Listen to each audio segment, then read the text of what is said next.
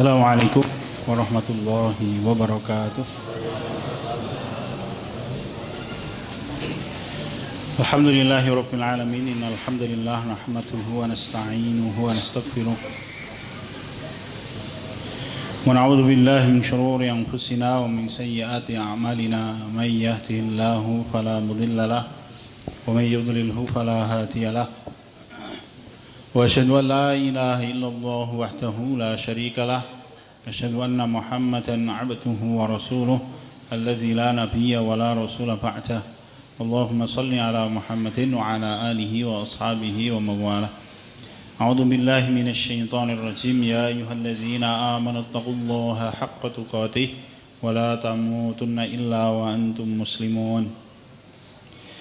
Alhamdulillahirrabbilalamin. Hadirin sekalian, bapak-bapak, ibu-ibu, rekan-rekan sekalian yang dirahmati Allah Subhanahu wa ta'ala. Segala puji bagi Allah Subhanahu wa ta'ala, penguasa alam semesta yang maha pengasih, yang maha penyayang, yang maha bijaksana, yang menetapkan kita untuk menjadi orang-orang yang beriman kepada Allah. Satu nikmat yang sangat besar. Tidak semua orang diberi oleh Allah nikmat keimanan. Sampai bahkan orang yang paling dekat dengan Nabi sekalipun, semacam Abu Thalib, tidak Allah izinkan untuk menjadi orang-orang yang beriman kepada Allah. Sedangkan kita, yang darah kita kalau terkait dengan para nabi waduh banget. Kalau Nabi Muhammad itu keturunannya Nabi Ibrahim alaihissalam, kalau kita keturunannya Nabi Adam alaihissalam, waduh banget. Tapi kita dipilih oleh Allah Ta'ala untuk menjadi orang-orang yang beriman kepada Allah Subhanahu wa Ta'ala. Mari kita syukuri. Kemudian di dalam beriman ini ada satu hal yang perlu kita ingatkan hadirin, terutama kula panjenengan sami ingkang gesang wonten ing akhir zaman. Apa itu? Di masa-masa Islam hari ini dihadapkan oleh Allah dengan ujian. Maka salah satu pintu yang dibuka lebar-lebar oleh Allah adalah bagaimana kita menjadi orang yang meringankan ujian yang dihadapi oleh Islam. Itu satu nikmat yang tidak terhingga hadirin. Kita diajak oleh Allah untuk beramal menyelamatkan agama Allah, maka Allah itu maha kuasa untuk menyelamatkan agamanya. Agar apa? Agar kita menjadi orang-orang yang dimuliakan oleh Allah di sisi Allah Subhanahu wa ta'ala. Ya ayyuhalladzina amanu in tansurullaha yansurkum wa yutsabbit aqdamakum. Di dalam beberapa kajian kita ingatkan, wahai orang-orang yang beriman, kalau kalian menolong agama Allah, maka pasti Allah menolong kalian. Apa maknanya? Allah tidak butuh pertolongan, tetapi ayat ini untuk mengingatkan kita bahwa pertolongan Allah itu datang kepada orang-orang yang beramal menolong agama Allah Ta'ala. Tapi nanti kita kelelahan, justru titik itulah yang membuat pahala kita besar. Misalkan begini, bapak, ibu-ibu, misalkan panjenengan itu nganti ora doyan madang, ora doyan ngombe karena memikirkan nasib umat Islam. Ora doyannya jenengan madang dan tidak doyannya jenengan ngunjuk punika dinilai berpahala besar di sisi Allah Subhanahu wa ta'ala. Dan itu pahala yang tidak akan dinikmati kecuali orang yang berlapar-lapar di dalam memikirkan nasib Islam. Ya. Itu kelebihan memang. Jangan dianggap itu sebagai bencana, justru itu kelebihannya. Ya. Allah Ta'ala itu menciptakan setiap orang dengan berbagai macam ujian masing-masing. Bersyukurlah kita kalau kita ini tidak dipusingkan dengan dunia. Pusingnya orang lain, wah kula niku pusingnya mas mau golek duit kurang wae. Bersyukur kalau panjenengan tidak dibikin pusing oleh Allah dalam urusan itu. Ya. Kenapa? Maknanya Anda oleh Allah dibereskan dalam urusan duit. Anda dibikin pusing oleh Allah ketika Anda beramal untuk Islam. Itu karunia yang sangat besar. Meskipun orang pusing golek duit itu nek rezekine halal dan dia berusaha untuk menafkahi keluarganya ya berpahala lho nggih. Tapi coba kita lihat Nabi Muhammad itu pusing, bukan pusing ya. Rasul itu dihadapkan oleh Allah dalam ujian apa? Dalam ujian dakwah. Beliau tidak dihadapkan oleh Allah dalam urusan rezeki. Beliau menikah dengan orang paling kaya di Mekah. Nggih to, sinten punika? Khadijah radhiyallahu anha, ummul mukminin Khadijah radhiyallahu anha. Urusan duit itu selesai ya Rasul kita Muhammad sallallahu alaihi wasallam. Beliau bersusah dalam urusan apa? Dalam urusan berdakwah. Dalam urusan memikirkan Islam. Nah, kalau panjenengan dibuat oleh Allah seperti itu, jempol, Pak. Nggih, nikmat Allah yang sangat besar. Nggih. Justru kadangkala manusia itu tidak suka berpusing-pusing di dalam memikirkan agama Allah, tapi dia lebih suka berpusing-pusing dalam urusan mencari rezeki. Mboten napa-napa. Kalau memang dia mencari rezeki yang halal, ya itu bagian dari ibadah.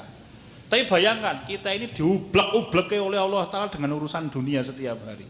Begitu melek kepala kita pusing ngurusi golek duit, sampai kita tidur kepala kita pusing ngurusi golek duit. Beruntunglah orang yang oleh Allah urusan duit diselesaikan. Kemudian dia pusingnya apa? Pusing ketika dia melek, yang dia pusing itu dia mikirkan bagaimana menyelesaikan masalahnya umat Islam. Siang hari dia lelah, dia mikirkan bagaimana cara menyelesaikan masalahnya umat Islam. Sore hari ketika dia menjelang istirahat atau malam hari dia menjelang tidur, dia lelah. Kenapa? Dia memikirkan agamanya Allah Subhanahu wa Ta'ala.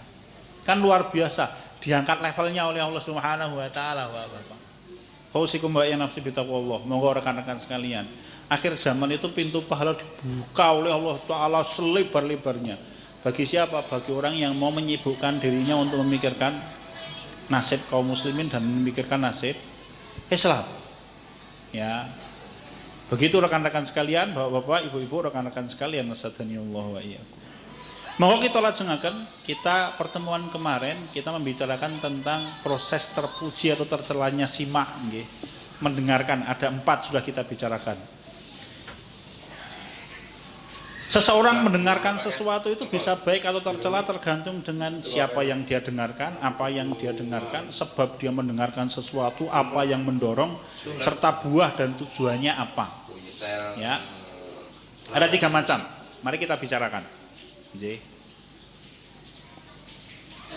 Yang ngapunten nggih, saya kok melepas kacamata ini, bukan kacamata saya sedang kena musibah, lagi istirahat nih, mlebu direyen nggih, di servis. Nggih. Kita laksanakan. Pertama adalah sesuatu yang didengar itu dicintai dan diridhoi oleh Allah Subhanahu wa Ta'ala, diperintahkan agar dilaksanakan oleh hamba-hambanya, dan Allah memuji siapapun orang yang melakukannya. Ya, jadi ada orang yang mendengar saja berpahala dan pahalanya besar. Kalau wonten ing Al-Qur'an Allah menyampaikan a'udzubillahi minasyaitonir rajim wa idza sami'u ma unzila ilar rasul tara a'yunahum tafidhu minad dam'i mimma 'arafu minal haqq. Orang-orang itu kalau mereka mendengar wahyu yang Allah turunkan kepada Rasulnya Muhammad Sallallahu Alaihi Wasallam, maka air mata mereka berurai. Niki criosipun kalau disampaikan oleh oleh Ibnu Hisham di dalam Sirah Ibnu Hisham, belum menyampaikan ayat ini turun berkenaan dengan sekitar 20 orang atau kurang sedikit utusan kaum Nasrani Najron. Ini tulisannya Najran gitu, tulisan bahasa Indonesia. Dari Yaman. Jadi sekitar 20 orang ini mendapatkan berita dari orang-orang Habasyah bahwa ada agama baru dan ada nabi baru. Kenapa orang-orang Habasyah tahu? Karena sekitar 80 orang sahabat hijrah ke Habasyah.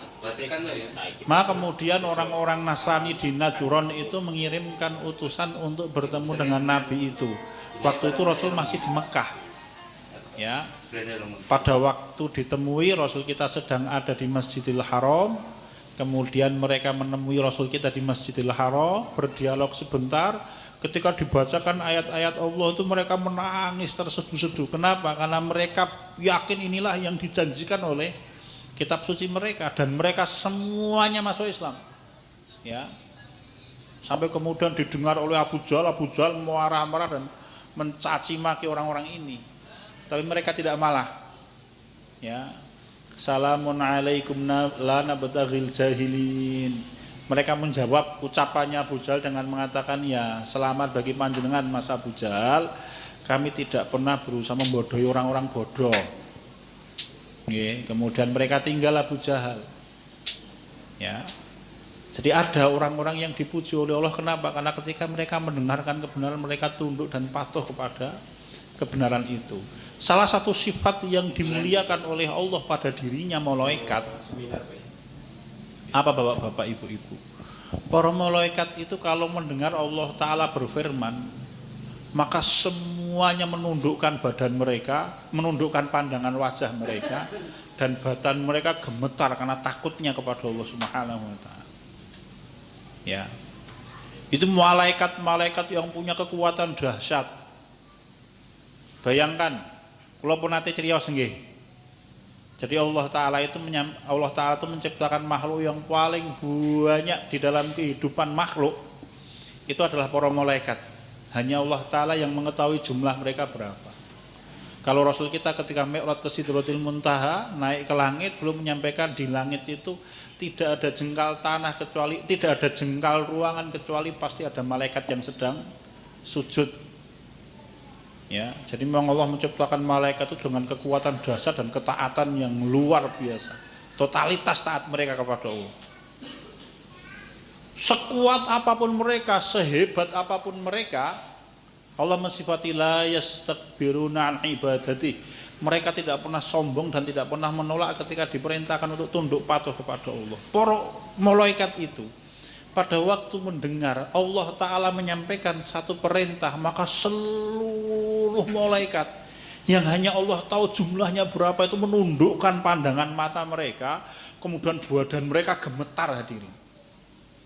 Ketika nanti Allah Ta'ala selesai berfirman, maka pertama kali yang mengangkat kepalanya adalah Jibril alaihi salam. Ya, begitu Allah selesai dawuh, nanti kemudian Jibril alaihi salam yang mendongakkan kepala pertama kali. Barulah kemudian semua malaikat mendongakkan kepala untuk melaksanakan apa yang diperintahkan oleh Allah Subhanahu wa taala. Jibril, makhluk yang diciptakan oleh Allah dengan 600 sayap, hadis sahih Rasul kita menyampaikan. Di dalam satu riwayat Rasul kita menyampaikan kalau satu sayapnya Jibril dibuka, maka seluruh langit itu akan tertutupi oleh satu sayapnya Jibril alaihi salam, bentuk aslinya. Ya hadirin, itu ketika Allah Ta'ala menyampaikan satu perintah, maka badannya gemetar hadirin, semakin takutnya kepada Allah Subhanahu wa taala. Ya, usikum wa iyya nafsi bitaqwallah. Mari kita bertakwa kepada Allah Subhanahu wa taala. Yang kedua adalah masmu' yabghudhu wa yakrahuhu wa naha anhu wa mad'al mu'aridina anhu. Yang kedua nanti akan kita bicarakan satu persatu nggih, kita bicarakan secara umum dahulu. Yang kedua adalah mendengarkan sesuatu yang Allah benci dan Allah tidak suka. Ada tidak, Pak? Ada. Ya. Kalau Abu Hurairah radhiyallahu anhu itu menyampaikan siapapun orang yang mendengarkan musik di dunia, maka di akhirat kelak orang itu akan dicor telinganya dengan menggunakan timah panas, kata Abu Hurairah radhiyallahu anhu. Kayak piye iki? Maka salah satu tanda akhir zaman adalah ya Rasul kita menyampaikan nanti orang-orang akan menghalalkan musik. Bapak ibu-ibu. Kausikum wa ya nafsi bitaqwallah. Ngemotaken wingan. Ada sesuatu yang didengar itu membuat Allah Ta'ala murka, itu ada. Salah satunya apa? Orang yang menikmati riba misalnya. Riba ki dosa mboten? Dosa. Ning nikmati riba ki ya dosa Bapak nggih. Wong anggere nyetel acara artis, mbuh apa judule sing apa itu. Itu nganti setengah jam ndomblong nganti ora ubah. Matane ora kedhep rasa sap nggih. Dinikmati tenan pamamen. Khusuk Bapak nggih. Nganti panganan gowo kucing ora krasa Bapak. Nek jenenge acara artis. Itu lho beritanya artis itu lho, apa jenenge aku ya ora dong Bapak nggih. Wis pokomen kuwi lah. Nggih. Begitu hadirin sekalian, nasadani Allah wa iyyakum. Ya. Jadi ada memang sesuatu yang kalau didengarkan Allah marah. Dan kita kalau menghindarkan diri dari mendengarkan sesuatu itu, Allah suka. Kalau Imam Ibnul Qayyim al-Jauziyah, nanti kita bahas sendiri, nggih. Belum menyampaikan apa ya, mendengarkan apapun yang batil itu pokoknya kemudian Allah murka kepada orang itu. Ya. Apapun. Allah memerintahkan manusia untuk menghindar, dihindari. Ya. Kalau wonten ing Al-Qur'an Allah menyampaikan a'udzubillahi minasyaitonir rajim wa qad nazzala 'alaikum fil kitab an idza sami'tum ayatillahi yukfaru biha wa yustahza'u biha fala taq'udu ma'ahum hatta yakhudhu fi haditsin ghairihi innakum idzam mithluhum. An-Nisa ayat 140. Allah Ta'ala menyampaikan wa qad nazzala 'alaikum fil kitab, dan sungguh telah diturunkan kepadamu wahai Muhammad di dalam kitab Al-Qur'an, an idza sami'tum, kalau kalian mendengar ayatillahi yukfaru biha wa yustahza'u biha, ayat-ayat Allah dipermainkan dan diingkari, fala taq'udu ma'ahum, maka jangan sekali-kali kalian duduk bersama dengan orang itu hatta yahudhu fi haditsin ghairi, sampai mereka mengalihkan pembicaraan. Innakum idza mithluhum, kalau kalian duduk bersama dengan orang yang sedang mencaci maki agama Allah dan mendengarkan ucapan mereka, innakum idza mithluhum, kalian sama dengan mereka, kata Allah Subhanahu wa taala. Terus terang Pak, kula biyen niku ketika pertama kali ada acara stand up komedi, karena acaranya malam jam 11 malam, saya tuh suka nonton Pak. Terus terang, karena kalau naik turu sok-sok jam setengah 1 malam baru tidur, nggih, kadang jam 12 malam baru mapan. Ada kesibukan, nggih. Jadi salah satu konco kesibukan tuh nyetel TV saya itu. Nyetel TV karo wedang. Nek saya kopi ya, nggih. Nyetel TV gitu. Kerja sambil di depan begitu. Sejak saya dulu kuliah ngoten niku modele kula niku nek sinau kudu rame kanane. Nek sinau kok nyenyet ora iso mlebu, Pak. Aneh to? Oh, beda dengan jenengan. Jadi kalau misalkan saya sinau itu kudu nyetel radio, wis nyetel radio anggar rame iso mlebu, nek nyenyit gitu, wah ora ono swara itu ora iso mlebu, Bapak. Itu kalau saya modelnya begitu. Nggih. Tapi kemudian saya sekarang tidak pernah, bahkan kalau tahu langsung kula ganti, Pak. Ya. Kenapa begitu? Karena ketika mendengarkan acara itu tadi stand up komedi itu kadangkala mereka mencaci maki agama Allah Subhanahu wa taala, mempermainkan agama sebagai bagian olok-olok. Bahkan kadangkala yang saya terenyuh itu sama-sama elek, itu mereka kadangkala mempermainkan orang tua mereka agar orang-orang yang mendengarkan tertawa, mereka bikin bahan leluconnya itu orang tuanya. Nek kok tak jak gelon niku Pak nggih. Jadi misalkan dia membuat objek guyonannya itu ibu kandungnya, lah Mas, nek misalkan yang ngarepan, wah persandal nih Pak. Bayangkan ibu kandungnya itu dia bikin apa objek guyon sehingga orang mentertawakan kebodohan ibunya itu di dalam cerita itu. Sejak saat itu kemudian pek, saya tidak mau. Nggih. Wes. Hausikum wa nafsi bitaqwallah, menyakitkan Bapak nggih. Bayangkan, aku duwe ibu, misalkan ibuku digo guyon-guyon kono, wah ya Allah. Na'udzubillahi tsumma na'udzubillahi tsumma na'udzubillah. Nggih. Dan Rasul kita menyampaikan Allah murka kepada orang yang mencaci maki orang tuanya. Bagi orang Arab, seorang anak pantang mencaci maki orang tuanya. Kemudian mereka bertanya, bagaimana itu ya Rasulullah? Yaitu seorang laki-laki mencaci maki orang tuanya lelaki lain, sehingga kemudian orang tuanya pun dicaci maki oleh orang lain. Lah ini ada orang yang membuat bahan olok-olok adalah ibu kandungnya. Walah ya Allah. Nggih. Na'udzubillah tsumma na'udzubillah. Ada Bapak mendengarkan sesuatu yang mendatangkan murka dari Allah Subhanahu wa taala punika wonten. Ingkang angka 3 adalah mendengarkan sesuatu yang sifatnya mubah. Ma'dzunun fihi la yuhibbuhu wa la yabghatuhu. Allah mengizinkan. Allah tidak suka, tidak mencintai, tapi juga tidak murka. Monggo. Ya. Dan hukumnya kata Imam Ibnul Qayyim al-Jauziyah, apa itu nanti kita bicarakan, yaitu hukumnya sama dengan perkara-perkara yang mubah. Ya, perkara-perkara yang mubah. Siapa orang yang mengatakan haram maka dia melampaui batas, kata Imam Ibnul Qayyim al-Jauziyah rahimahullah. Karena memang itu mubah. Hanya orang-orang yang beriman dia akan memilih sesuatu yang mubah itu dia tinggalkan menjadi sesuatu yang bermanfaat. Ya, dia tidak mau level ketiga ini, dia kepingin levelnya level 1. Itu sifatnya orang-orang mukmin, walladzina hum 'anil lagwi mu'ridun.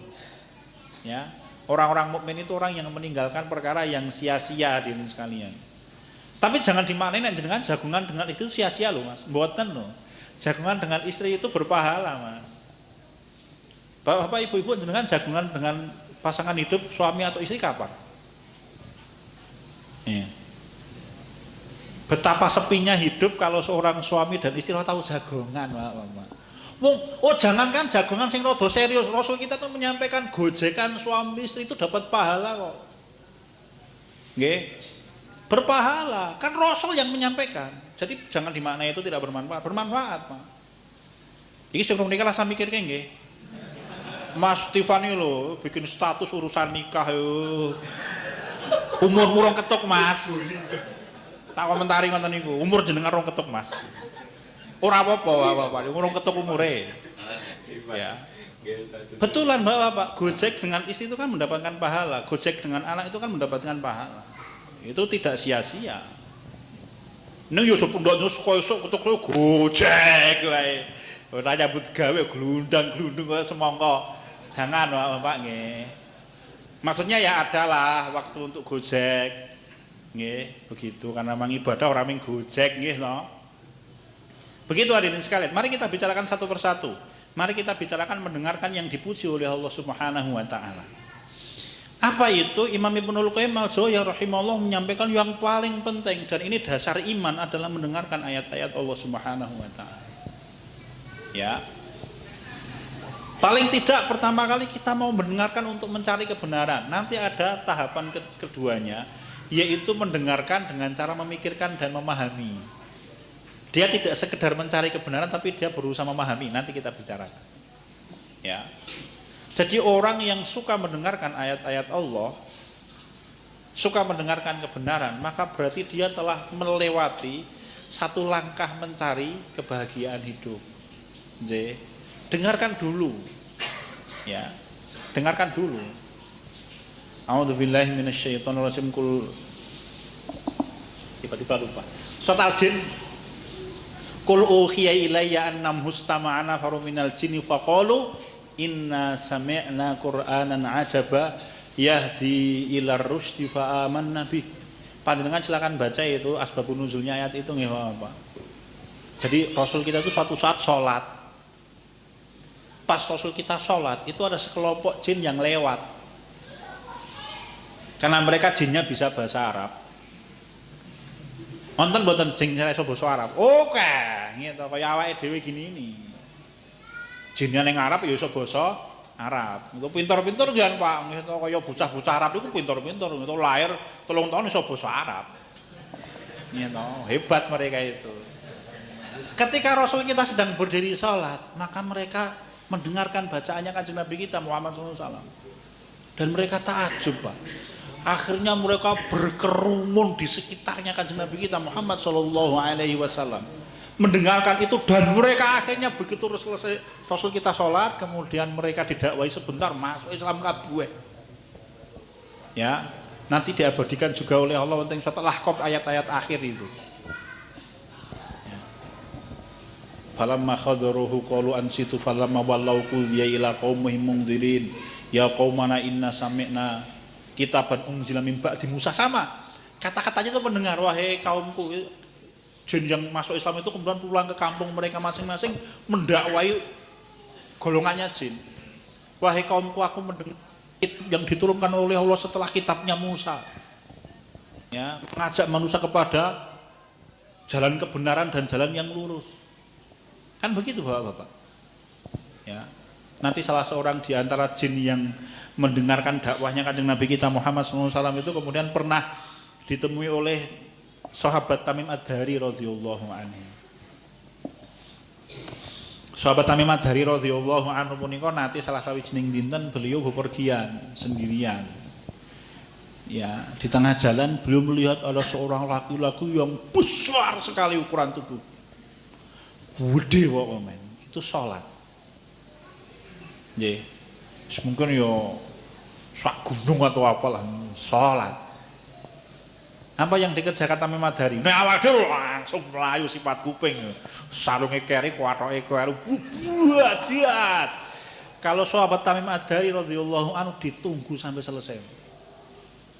Ditunggu oleh Tamim Ad-Dari radhiyallahu anhu.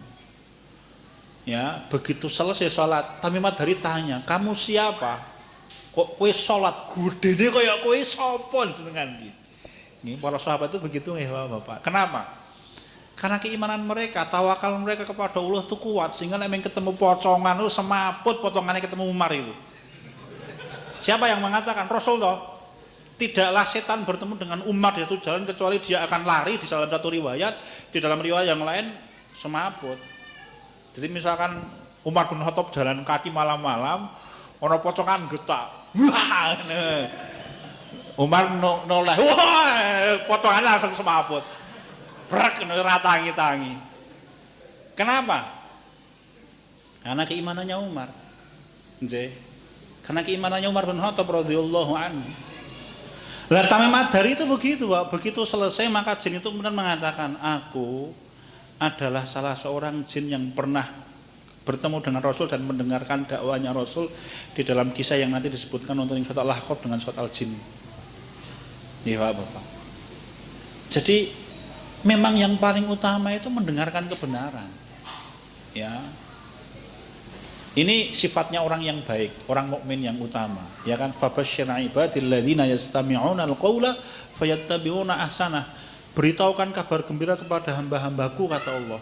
Alladzina yastami'una al-qaula, yang dia mendengarkan semua perkataan, fayattabi'una ahsanah, tapi dia ikuti yang paling baik. Sifat apa ini? Sifat mencari kebenaran. Ya. Pada waktu dia mendengarkan nasihat, dia pegang semua, dia dengarkan semua nasihat, tapi dia pilih mana yang paling baik kemudian dia laksanakan. Ya. Imam Ibnul Qayyim al-Jauziyah melanjutkan,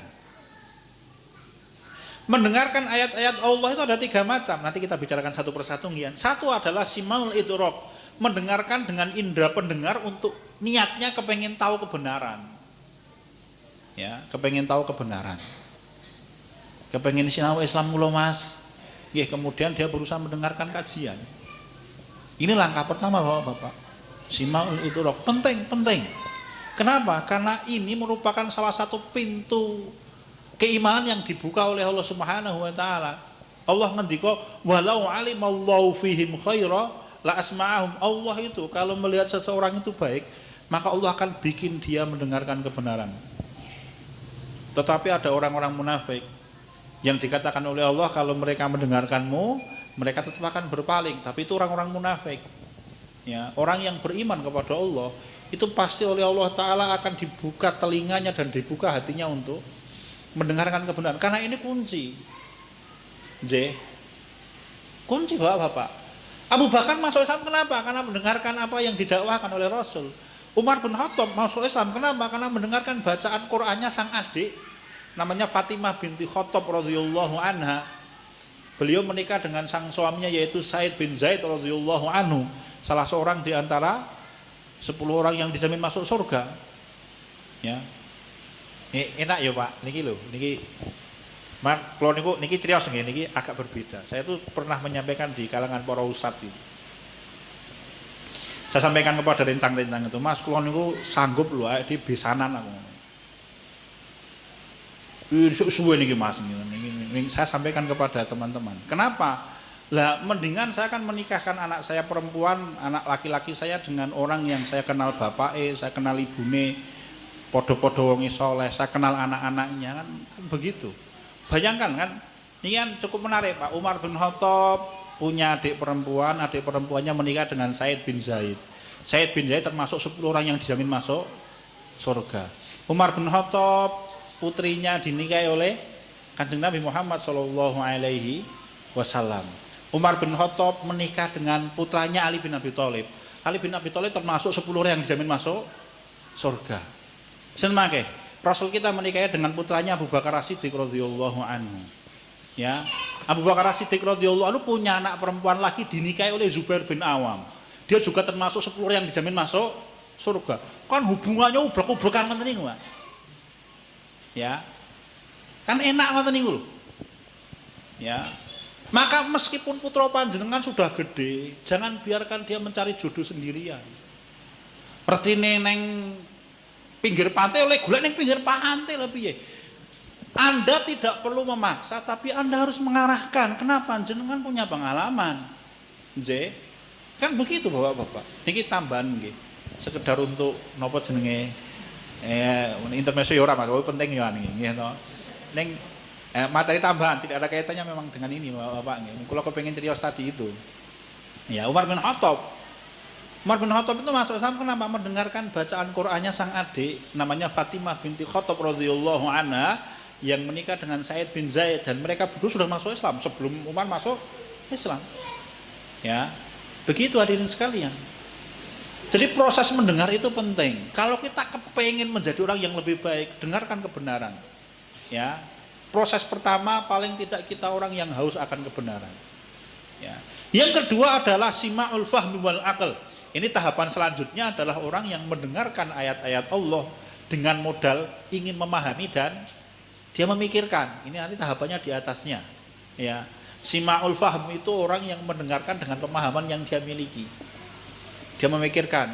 Mungkin kalau bahasa yang dipakai oleh Imam Ibnul Qayyim al-Jauziyah rahimahullah di poin selanjutnya itu adalah at-tadabbur. Dia dengarkan ayat Al-Quran tapi dia berpikir bagaimana mengaplikasikan di dalam kehidupan, bagaimana merealisasikan di dalam kehidupan, bagaimana cara memahami firman Allah Subhanahu wa taala dan lain-lain. Ya, ini letaknya di atasnya lagi, Bapak.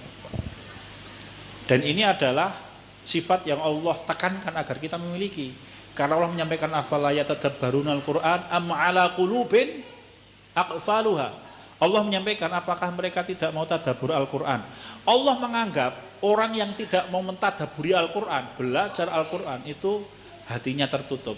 Am ala qulubin aqfaluha. Ataukah di dalam hati mereka ada penutup. Allah yang ngendika. Bukan saya loh, Allah Ta'ala yang ngendika. Jadi orang yang tidak mau belajar tentang ayat Al-Quran, karena ini kitab sucinya adalah orang yang hatinya punya penutup.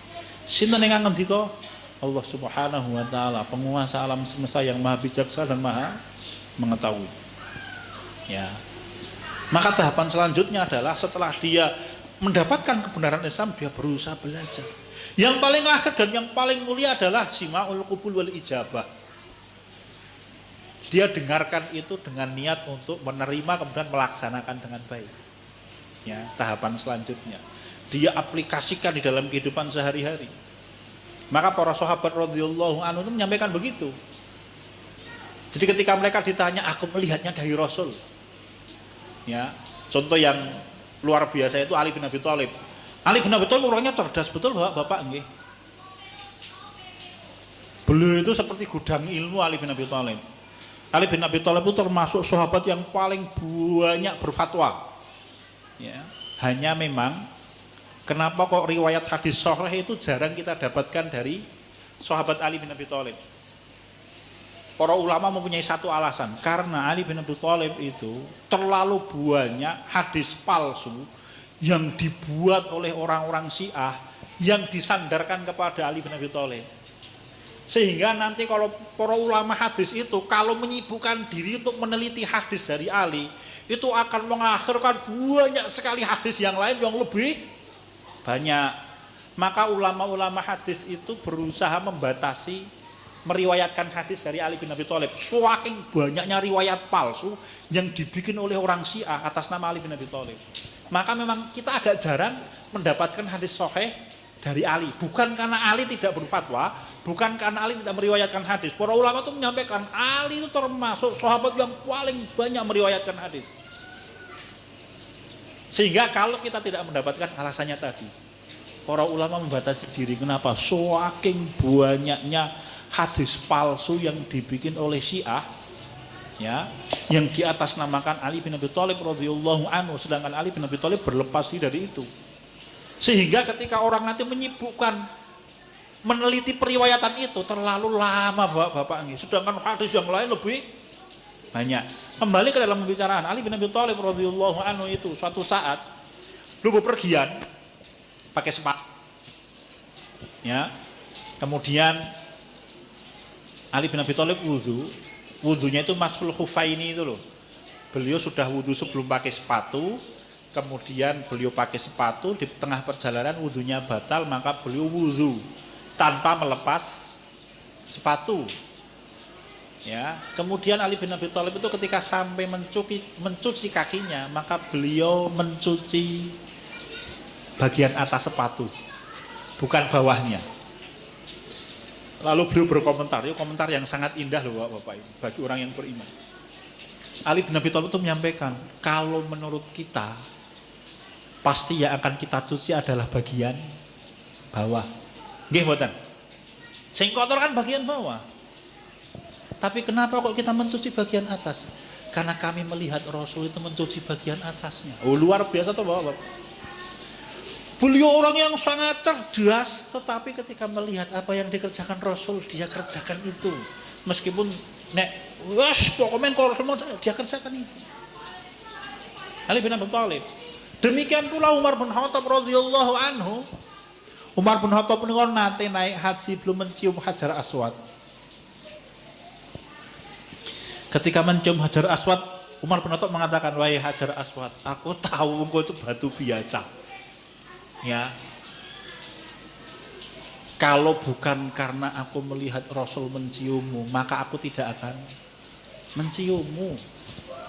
Nggih. Jadi Umar bin Khattab mencium Hajar Aswad bukan karena meyakini, wah Hajar Aswad itu punya kekuatan nek diambung pisan. Wah, kekuatannya seperti 1000 macan, enggak begitu. Ya. Kan ada yang niki ceritane orang-orang yang pernah naik haji atau umroh, itu kadangkala ada jamaah biasanya ngono kuwi saka Indonesia biasanya, Pak. Sedulur-sedulur kita kaum muslimin, tetap kita pahami mereka belum mengetahui saja. Itu buka baju kemudian baju itu diusak-usake neng dindingnya Ka'bah itu.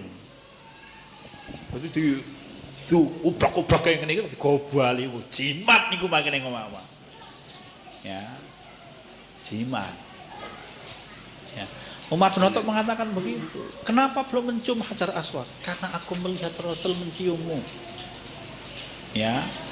Begitu hadirin sekalian. Ini kan semangat beramal, ini mengetahui kebenaran apa yang dia kerjakan, dia dengarkan, dia kerjakan, dia terima.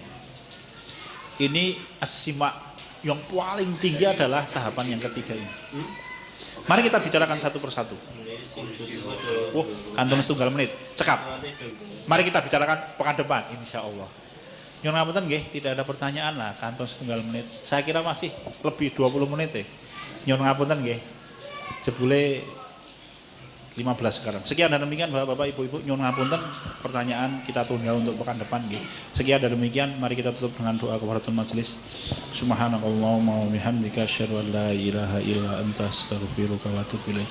Assalamualaikum warahmatullahi wabarakatuh.